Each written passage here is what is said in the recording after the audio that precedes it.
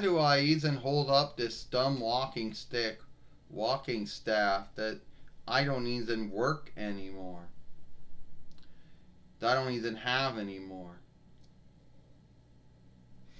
It's like a throwback from I don't know, throwback from following 1 all the way up to at least following 4. Anyway, that's not the grounds of this film.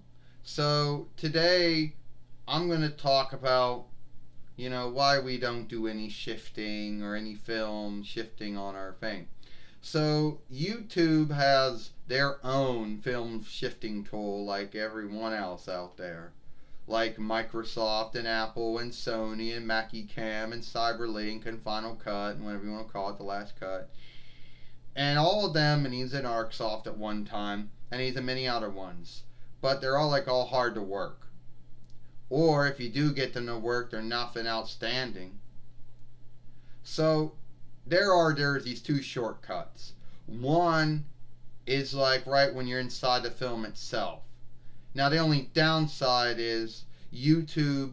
The only downside is that they'll say, then you go into it and they'll say end sheet, which would be the last scene in your film where likenesses show up for your playlist and your uploads, and another one shows up, showing you where you can follow someone. Well, that's a hit and miss, to be earnest with you, because first off, that doesn't work. I have put all kinds of likenesses in there, and every likeness I ever worked with that I thought would do good for my fairway, YouTube has said no, too big, too small, so that won't work. Well, then how the fuck does one get to work? Do you gotta go on size on Google, I guess, and seek the small size and just hope it works? So that's a hit and miss. So then there's this one sec where you put your uploads in your playlist and whatever. Is that going to be a hit and miss too? If I go in there and put on my uploads and my playlist, is that going to tell me it can't be done? I sure hope not. But then again, my luck with film shifting tools has always been the same. So the YouTube one is as fucked up, hard to work with, a hit and miss, like every one of those other ones out there. And I know someone might say, well, why don't you just work with the Microsoft Windows Filmmaker? Oh, that one's even more broken down and hard to work with than a YouTube one. And I don't want to spend all my time putting all this shit in to on the Microsoft one, and then it take forever to fillet. That was another hang up with it. If you got it to make your films brighter or darker, or put some beginning, middle, and end sheet to your film, it took forever for it to fillet. And I do this shit in 1080p HD. So mine see what happens if I'd run it through the Microsoft Windows Filmmaker before that, which is a hit and miss.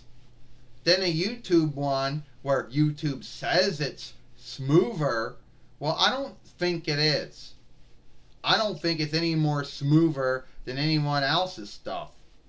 You can't make your films brighter or darker.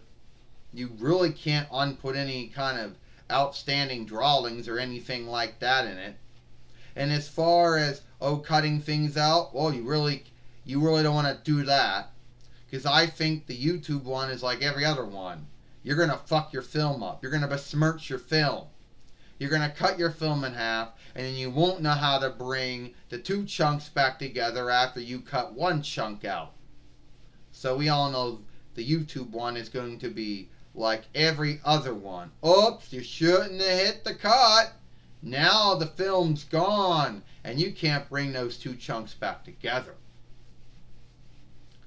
And I bet you that even if it does work for me, it's going to probably take forever for YouTube to fillet the shifts that you made on their film shifting tool. So we all know, so if you're going to see if you think you're going to see some kind of a round thing showing up with me and my mother in it, oh, follow us here, it won't. Because knowing YouTube, it'll probably tell us the likeness is too big or too small, and it won't take it on. And if you think you're going to see some kind of square showing all the uploads and playlists on the other side at the end of this film? No, it probably is not going to be there. Because it's going to either, one, take too long to fillet, two, not fillet at all, or three, tell us it can't do.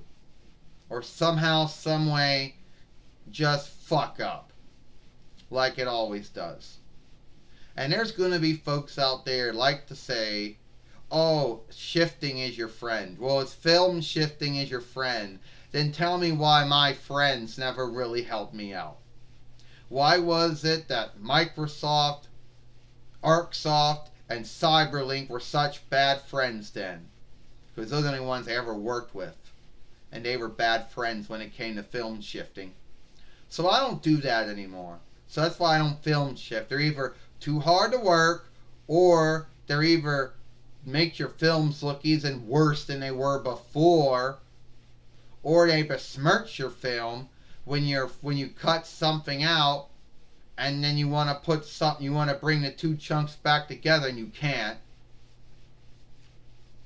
That happened to me once a long time ago, and I'm not going to go back there again. So anyway, it is what it is. So no. And I'm not going to do that for every single film that I make, because that'll take way too long. And I don't have all day to fuck around with YouTube's film shifting tool. Just like I don't have all day to fuck around with the Microsoft Windows film shifting tool. And I didn't have all day to fuck around with the ArcSoft shit when I had the ArcSoft shit. And the Cyberlink shit, well, the Cyberlink I got was broken. All it did was film. So at the end of the day, no. That's why I don't do no film shifting. That's why I don't work with the YouTube one. Because we all know the YouTube one might say it's smooth. They all say they're smooth. But at the end of the day, that's a lie. They're not smooth. It's always a hit and miss. And I'm Gabrielle Cuniston. Cuniston, I guess. Hope you like this film. Bye.